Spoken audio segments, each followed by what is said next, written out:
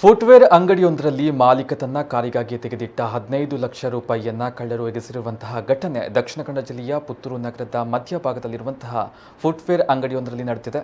ಅಂಗಡಿಯ ಮೇಲ್ಛಾವಣಿಯ ಹೆಂಚು ತೆಗೆದು ಒಳ ಪ್ರವೇಶಿಸಿದ ಕಳ್ಳರು ಈ ಕೃತ್ಯವನ್ನ ಎಸಗಿದ್ದಾರೆ.